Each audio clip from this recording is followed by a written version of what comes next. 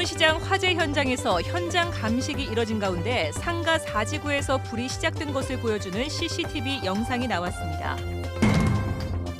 불이 난 서문시장 4지구 건물은 방화 셔터 같은 소방시설이 부족했고 스프링클러도 불을 끄기에는 역부족이었던 것으로 나타났습니다. 대구시의회 예산결산특별위원회가 예산심의에 들어갔습니다. 시민들의 생활과 밀접한 문제들에 날카로운 질의가 이어졌습니다. 올해도 어김없이 구세군 자선냄비가 등장했습니다. 대구 경북 40여 곳에서 시민들의 따뜻한 정성을 기다립니다. 시청자 여러분 안녕하십니까? 대구 경북 소식 전해드립니다. 박근혜 대통령이 오늘 대구 서문시장 화재 현장을 찾았습니다. 35일 만에 첫 외부 일정으로 선거 때마다 열렬한 환호를 보내줬던 정치적 고향을 찾은 겁니다. 그런데 불이 난 4지구 상인은 만나지 않은 채 10여 분 만에 현장을 떠났습니다. 대통령을 지지하는 목소리도 있었지만 민심은 대체로 싸늘했습니다. 이상원 기자가 보도합니다. 서문시장에 도착한 박근혜 대통령은 김영호 상인연합 회장의 설명을 들으며 화재 현장을 둘러봤습니다. 지금 우리 저 회장님한테 말씀 많이 듣고 갑니다. 예. 박 대통령은 상인들의 복구 지원 요구에는 최대한 노력하겠다고 답했고 재난현장통합지원본부는 들르지 않은 채 10여 분 만에 화재 현장을 떠났습니다. 서문시장을 찾은 박 대통령을 향해 박사모와 일부 상인들은 박근혜를 연호하며 환영을 보내기도 했지만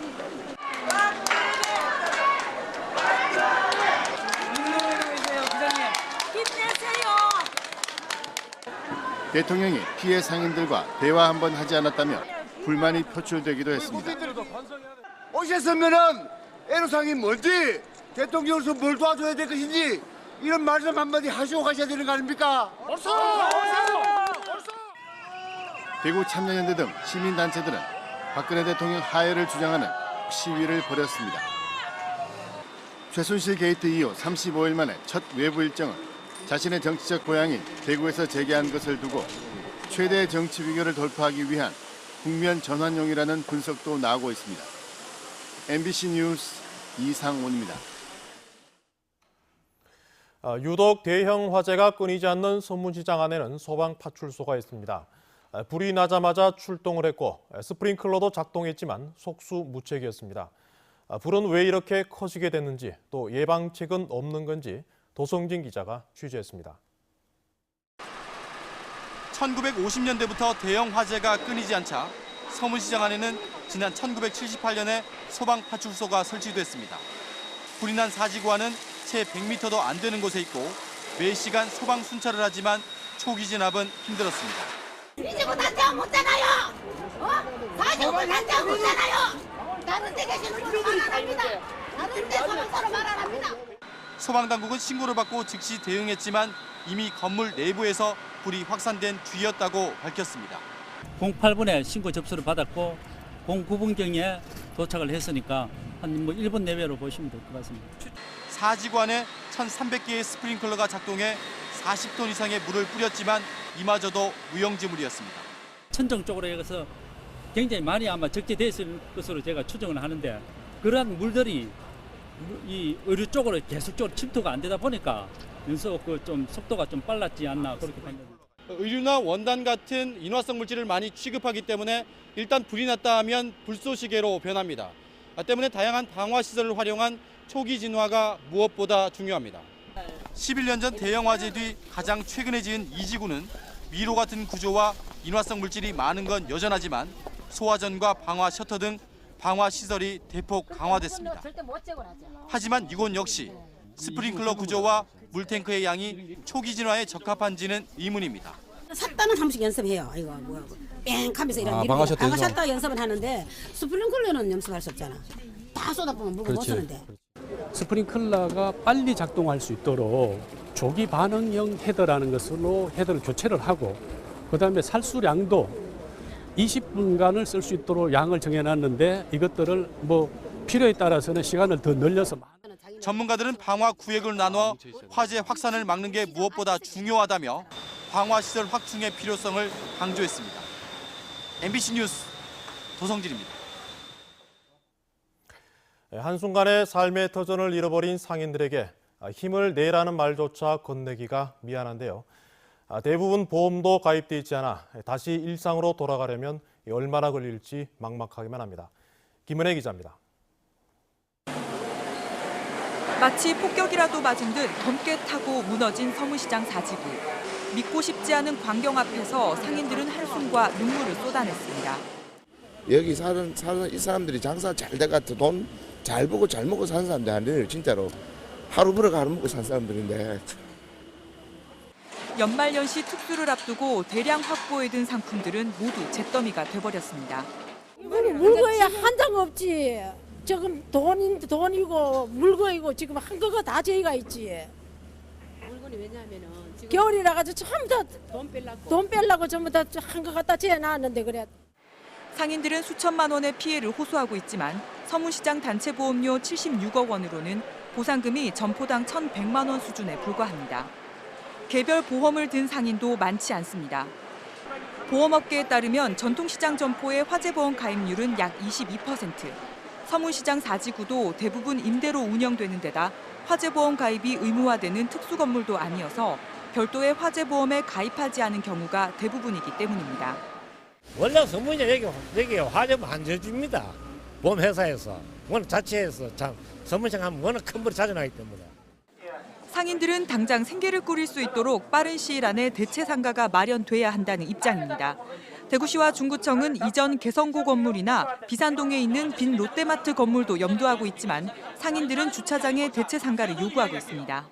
장사할 수 있는 곳 여기 주차장 자리 여기가 제일 필요해요 우리한테는. 지난 2005년 이지구 화재 때도 상인들이 주차장 건물을 대체 상가로 요구하며 특별 재난지역 지정을 요청했지만 모두 받아들여지지 않았고 일상으로 되돌아오기까지 7년여의 세월을 보냈습니다.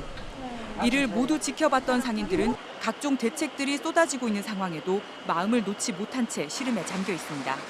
MBC 뉴스 김은혜입니다. 불이 나고 이틀이 지났지만 여전히 진화 작업이 계속되고 있는 가운데 화재 감식도 시작됐습니다. 발화 지점을 두고 논란이 많았는데 경찰은 사지구에서 불이 시작된 것을 보여주는 CCTV를 공개했습니다. 양관희 기자가 취재했습니다. 새벽 2시 1분 대구 서문시장 사지구 서편에서 불이 시작됩니다. 불은 빠르게 인근 점포로 번져 화마가 핥히고 간 듯 결국 건물의 3분의 1이 무너졌습니다. 경찰은 상가 사지구 1층 점포에서 불이 시작됐음을 보여주는 CCTV를 확보했습니다. 사지구 부근입니다. 사지구 부근이라는 게 아니에요? 아니면 사지구와 사지구입니다. 사이예요? 사지구 경찰은 국가수와 소방, 전기 가스 안전공사와 함께 화재 감식도 벌였습니다. 일각에서 제기된 가스 폭발로 보이는 흔적은 없는 것으로 확인됐습니다. 밤 9시면 건물 전체 전원이 차단된다는 상인들의 진술이 있었지만 24시간 전기를 써야 하는 소형 냉장고 등이 현장에서 발견돼 전기적 요인으로 인한 화재 여부도 경찰은 조사하고 있습니다. 현장 감식 결과는 빠르면 2주, 늦으면 한 달 안에 나올 예정인데 경찰은 방화나 실화 등의 가능성을 모두 열어두고 수사하고 있습니다. 이에 대해 피해 상인들은 오늘 대책본부를 만들고 경찰의 발표를 전면 부인했습니다. 우리 사지구 직원들도 그 시간에 근무를 하면서 밖에 소화기에 들고 나왔는데 최초 화재 발화 지점이 노점에서 사지구 쪽으로 붙어가지고 2층으로 올라갔답니다. 맞습니다. 서문시장 사지구는 안전 진단 결과 철거 대상으로 잠정 결론 났습니다. MBC 뉴스 양관입니다. 앞서도 보도가 있었는데요. 구미 박정희 전 대통령 생가에는 방화로 추모관 내부 전체가 불에 탔습니다. 용의자는 현장에서 잡혔는데 4년 전 노태우 전 대통령 생가에도 불을 지른 전력이 있었습니다. 한태현 기자가 보도합니다. 박정희 전 대통령 생가가 불에 타 연기가 피어오릅니다. 57제곱미터 크기 단층 건물인 추모관 안에 있던 박 전 대통령과 유경수 여사의 영정은 모두 불에 탔습니다. 추모관 옆 생가 초가 지붕도 일부 탔습니다. 누가 여 불이 약하더라고. 그래서 보니까 요 나와 보니까 불이 막 그냥 검은 연기가 올라오더라고요. 경북 구미의 박정희 전 대통령 생가에서 불이 난 건 오후 3시 15분쯤. 10여 분 뒤 경찰은 현장에서 경기도 수원에 사는 48살 백모 씨를 방화 용의자로 붙잡았습니다. 경찰에 자신을 웹사이트 운영자로 밝힌 백 씨는 오전에 수원에서 신어 1리터를 플라스틱 물병에 담아왔다며 범행 사실을 인정했습니다. 신고인이 이 사람에 따라 지원해줘서 그런 거였어요. 경찰 조사에서 백 씨는 박 대통령이 하야하지 않아 불을 질렀다고 말한 것으로 알려졌습니다. 백 씨는 지난 2012년에는 대구 동구의 노태우 전 대통령 생가에도 불을 질렀다가 징역형을 선고받았습니다.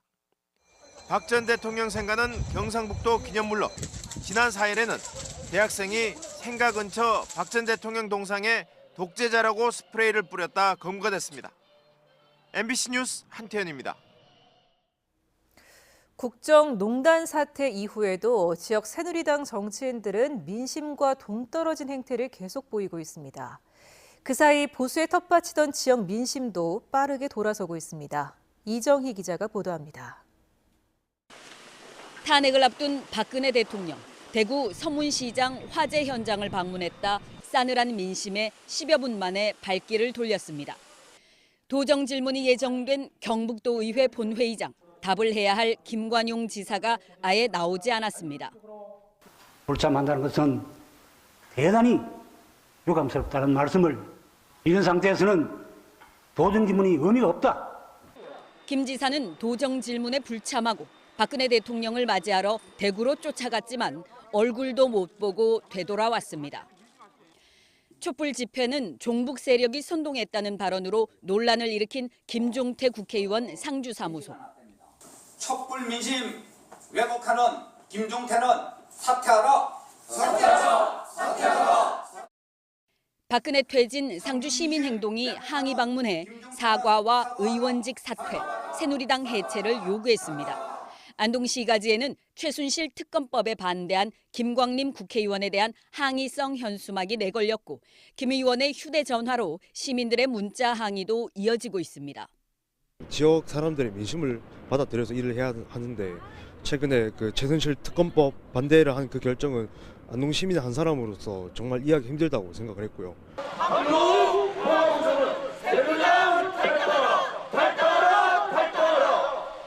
봉화군 농민회는 국정농단의 주범 박근혜를 낳고 기른 건 지역 새누리당 권력이라며 강석호 국회의원, 박노욱 군수를 비롯해 새누리당 소속 도의원, 군의원의 탈당을 촉구했습니다.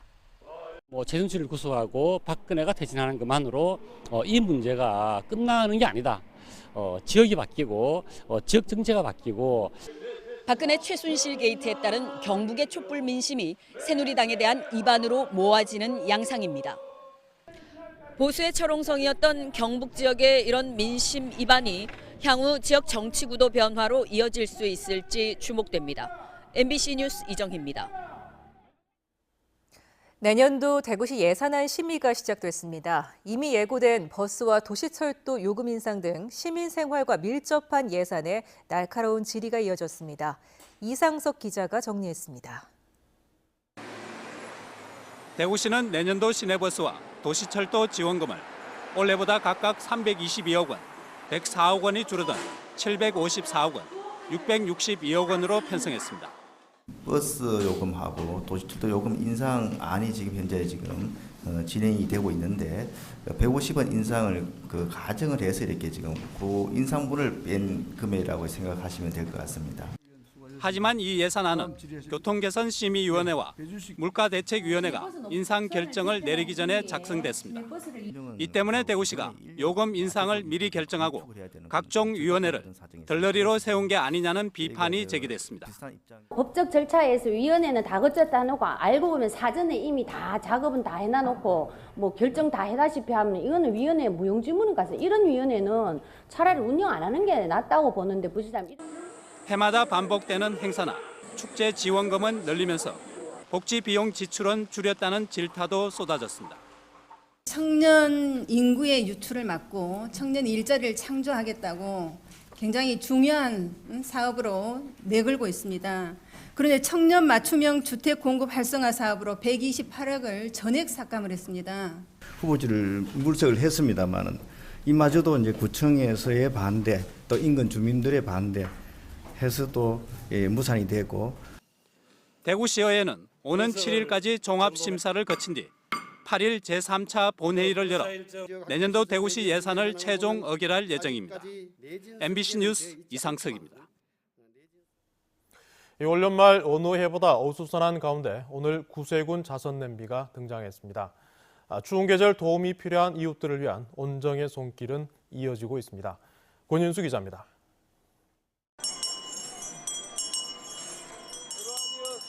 대구 도심에 빨간 자선 냄비가 어김없이 등장했습니다. 두툼한 외투를 입고 거리를 걸어가던 시민들은 잠시 발걸음을 멈추고 따뜻한 사랑을 전합니다. 아무래도 좀 시설도 좀 그런 데다가 날씨도 춥고 하니까는 좀 더 많이 도와드리면 좋은데 그렇지 못하고 좀 작은 성이라도 표시하고 싶어서.